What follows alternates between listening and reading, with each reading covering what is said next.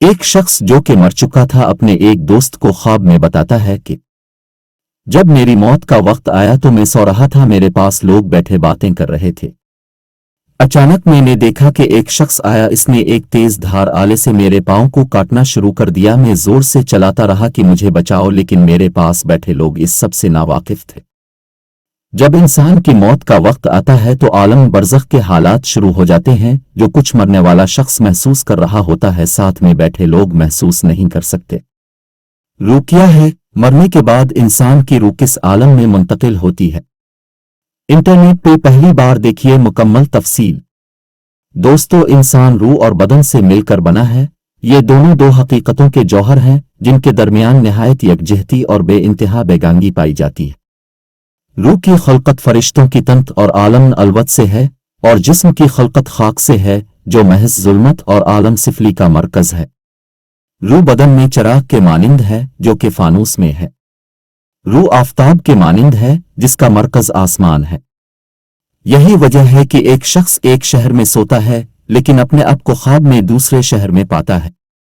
دوستو، جب ہمارا کوئی جاننے والا مر جاتا ہے تو ہمارے ذہنوں میں ایک سوال پیدا ہوتا ہے کہ اس کا مردہ جسم ہمارے سامنے موجود ہے، لیکن اس کی روح کہاں ہے؟ اس وقت اس مردہ شخص کے احساسات کیا ہیں؟ یہ اس وقت کیسا محسوس کر رہا ہے؟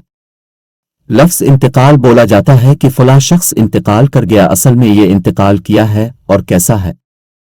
جب انسان کی موت کا وقت آتا ہے تو عالم برزخ کے حالات شروع ہو جاتے ہیں جو کچھ مرنے والا شخص محسوس کر رہا ہوتا ہے، ساتھ میں بیٹھے لوگ محسوس نہیں کر سکتے۔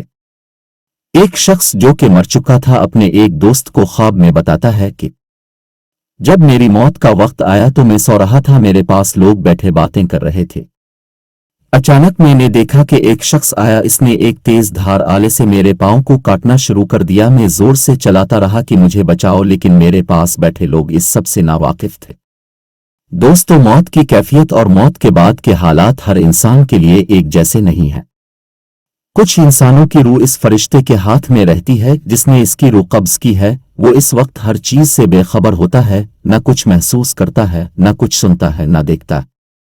لیکن کچھ لوگوں کی روح جیسے ہی جسم سے نکلتی ہے تو وہ سب سے پہلے اپنے جسم کو اوپر سے دیکھتی ہے۔ یہ پہلی بار ہوتا ہے کہ وہ انسان اپنے جسم کو اوپر سے دیکھتا ہے۔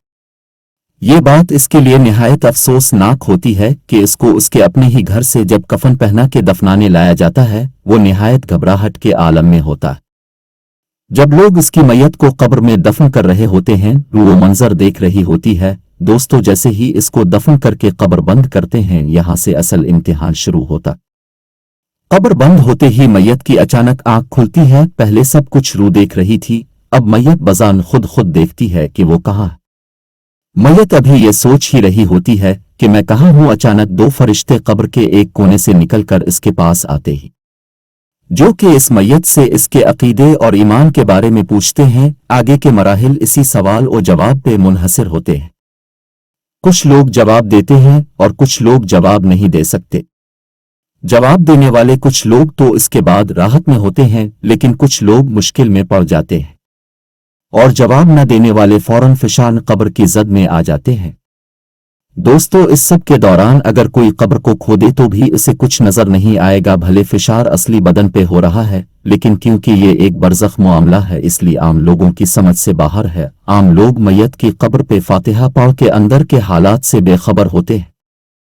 قبر میں سوال و جواب صرف اس شخص سے کیا جاتا ہے جو دنیا میں کامل العقل تھا، یعنی پاگل۔